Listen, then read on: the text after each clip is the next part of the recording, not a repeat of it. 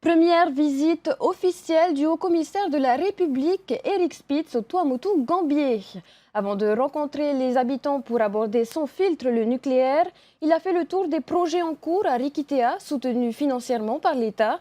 Eric Spitz a visité la nouvelle école primaire et prochainement, les sections des maternelles auront eux aussi des bâtiments neufs. Autre projet important à Rikitea, le site de la future station-service.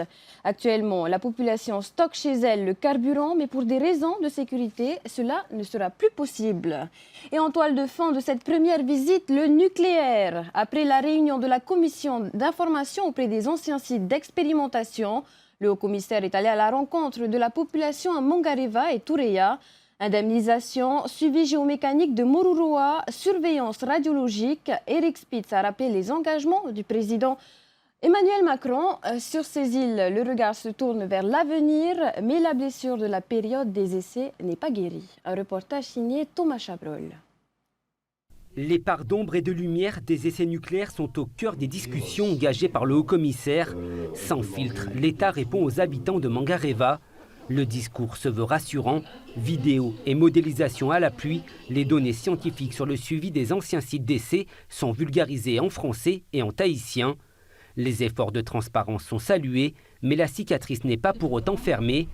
Parmi la trentaine d'habitants présents, certains s'inquiètent pour la santé des nouvelles générations.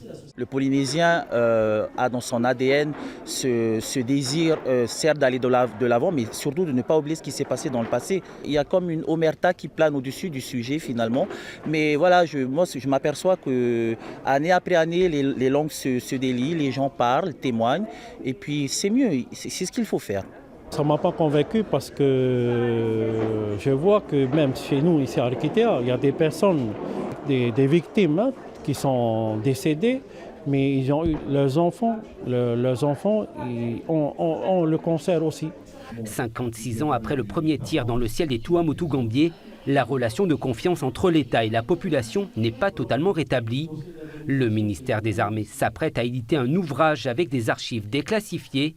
Eric Spitz ajoute que même les essais sales, selon ses propres mots, seront présentés dans ce livre. Sur le volet sanitaire, le haut-commissaire de la République s'appuie sur les expertises des scientifiques et du médecin qui l'accompagnent.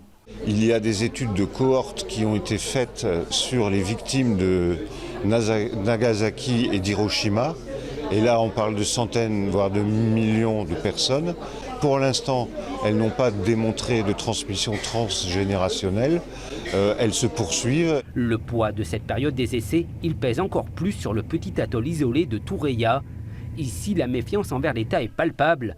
La population se sent oubliée. Au cours de cette visite officielle, le haut-commissaire a rappelé les annonces du président Macron pour accélérer les démarches d'indemnisation. Même discours, même vidéo, mais peu d'habitants ont fait le déplacement face à la délégation. Je pense que mes anciens, ils ont quand même gardé beaucoup de souffrance vis-à-vis de ça et je pense qu'on va vivre avec. Peut-être qu'aujourd'hui, l'État a fait un grand pas vis-à-vis du sujet du nucléaire, mais je pense que ma population restera toujours vigilante face à ce sujet. Ce blocos est le dernier vestige des années d'expérimentation nucléaire en Polynésie, tout un symbole. Les discussions entre les forces armées et les propriétaires du terrain sont en cours. L'État est favorable à son démantèlement pour des raisons de sécurité. Ils ont été mis dedans, quoi. C'est toute la population qui a... Ah oui, c'est toute la population. Mais même les militaires. À Tureia, les conséquences des essais nucléaires ne s'effaceront pas de sitôt. Derrière les sourires et l'accueil chaleureux, les habitants parlent de souffrances qui perdurent depuis des décennies. Tout le monde est malade. Tureia est malade. Ma sœur est morte. À Mangareva et Tureia, l'État s'est positionné comme un partenaire financier pour développer les projets portés par les maires. Et c'est sur ce point que la relation de confiance pourrait se renforcer en répartissant différemment certaines dotations en faveur des communes les plus isolées.